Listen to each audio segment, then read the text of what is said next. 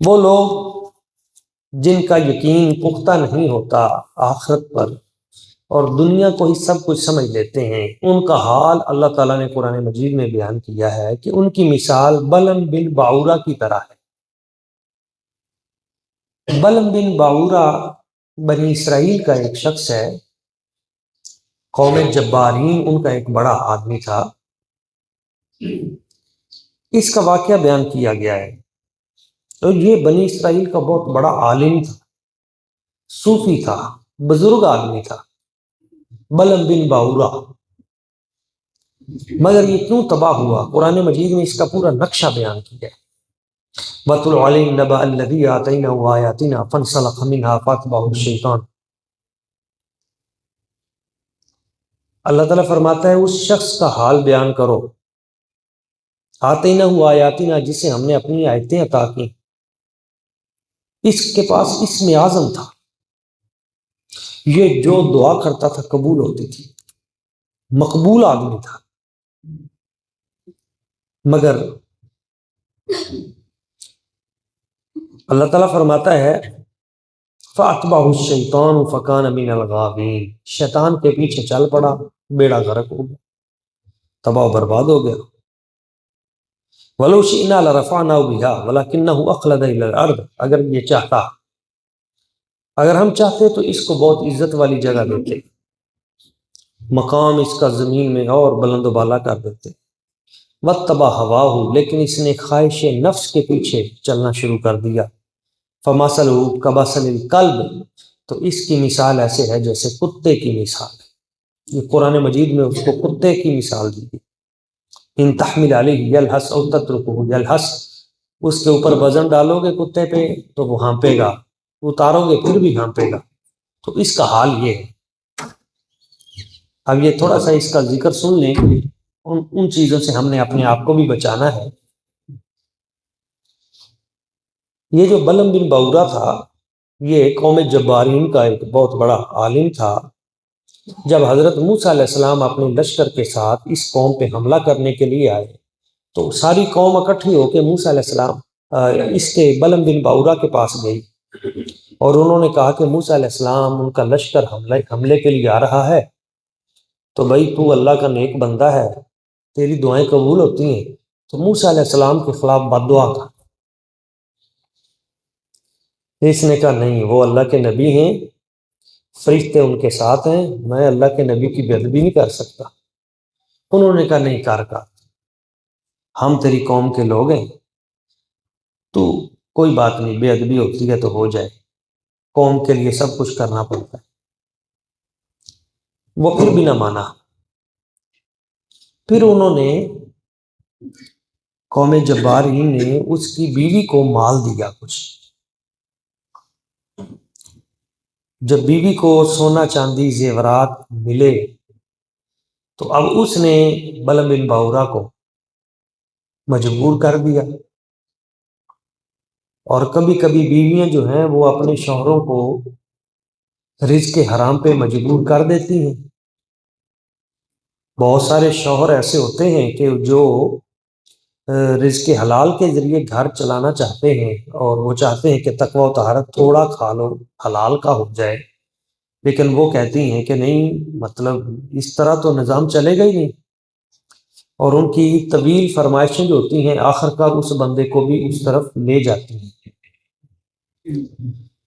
نتیجہ کیا نکلا کہ جب بیوی نے زیادہ کیا تو اس نے بد دعا کر دی۔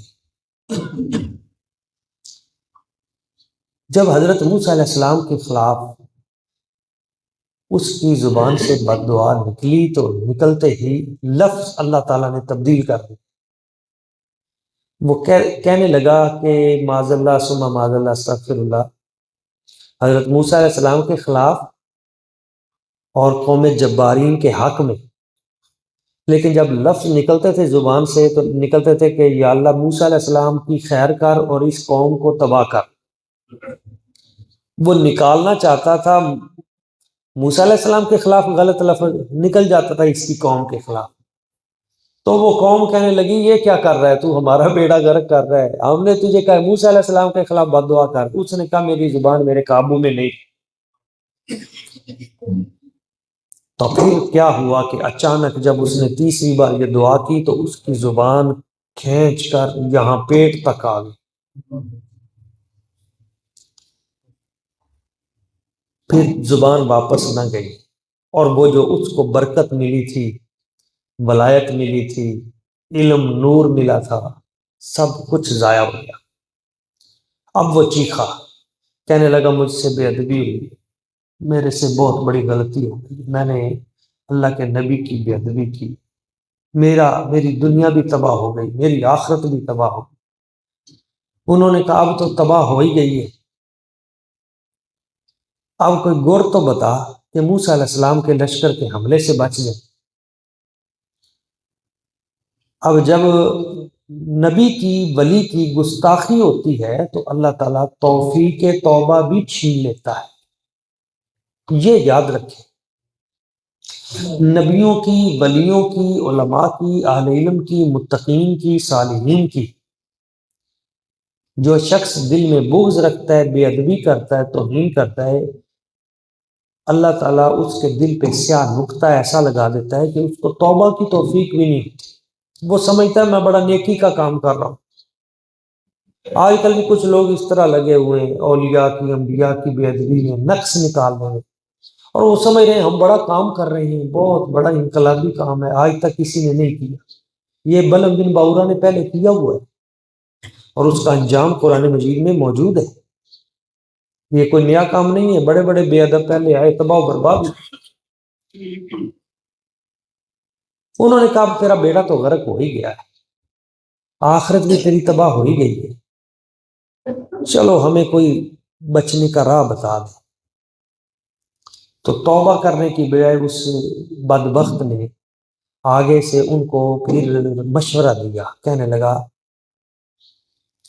موسیٰ علیہ السلام کے لشکر سے بچنے کے لیے یوں کرو کہ تم اپنی نوجوان خوبصورت لڑکیاں ان کو میک اپ کروا کے موسیٰ علیہ السلام کے لشکر میں داخل کر دو، اور انہیں کہو کہ کوئی بھی شخص اگر موسیٰ علیہ السلام کے لشکر میں سے تم سے کوئی برا فعل کرنا چاہے تو اسے روکے نہ۔ اب ایسا ہی ہوا کہ ان کو میک اپ کرا کے اس موسیٰ علیہ السلام کے لشکر میں داخل کر دیا گیا،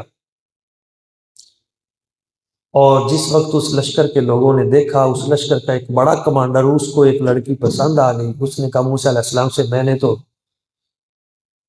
اس کو حاصل کرنا ہے۔ موسیٰ علیہ السلام نے فرمایا نہیں حاصل کر سکتا، یہ تیرے لیے حرام ہے۔ اس نے کہا نہیں مجھے آپ کی بات اچھی نہیں لگ رہی۔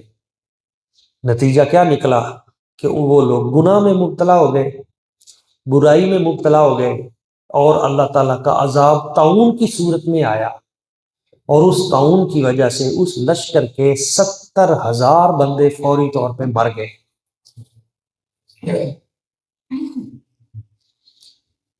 آج بھی ہمارے معاشروں کو تباہ کرنے کے لیے صہیونی قوتیں، یہودی قوتیں، یورپی لادینی قوتیں عورت کے ہتھیار کو استعمال کر رہی ہیں، سوشل میڈیا کے ہتھیار کو استعمال کر رہی ہیں، ہمارے نوجوانوں کو خراب کرنے کے لیے اس طرح کے نئی ایپس جو ہیں وہ متعارف کروائی جا رہی ہیں، جن پہ آپ برائی کے کنویں میں داخل ہو جاتے ہیں، اور جب آپ اس برائی میں مبتلا ہو گئے، جب اس گناہ میں داخل ہو گئے، تو اس کا نتیجہ بیماریوں کی صورت میں، تباہیوں کی صورت میں، زلزلوں کی صورت میں، آفات کی صورت میں پورے معاشرے پہ آنے شروع ہو، تباہی آتی ہے۔ تو ایک بے ادبی اور دوسرا فحاشی، یہ دو چیزیں ایسی ہیں جو کسی بھی معاشرے کو جڑ سے ختم کر دیتی ہیں، اور بدقسمتی سے اس وقت اس ارض وطن پاکستان پر ان دونوں چیزوں کا حملہ ہو چکا ہے۔ نوجوانوں کے ایمان کو کھینچنے کے لیے، ہماری بیٹیوں کے، بیٹوں کے ایمان کو ضائع کرنے کے لیے بے ادبی کی لہر، فحاشی کی لہر، یہ دونوں بیرونی ایجنڈے پہ اس ملک میں مسلط کی جا چکی ہیں، ان کو پتہ ہے کہ یہ جس معاشرے میں پھیل جائے گی بے ادبی اور فحاشی، وہ معاشرہ خود بخود اللہ تعالیٰ کے عذاب کا مستحق ہو جائے گا۔ اس لیے ہم نے حد المقدور یہ کوشش کرنی ہے۔ یہ واقعات دو اس لیے بیان کیے گئے تاکہ ہم ان برائیوں سے بچیں، ان غلط کاریوں سے بچیں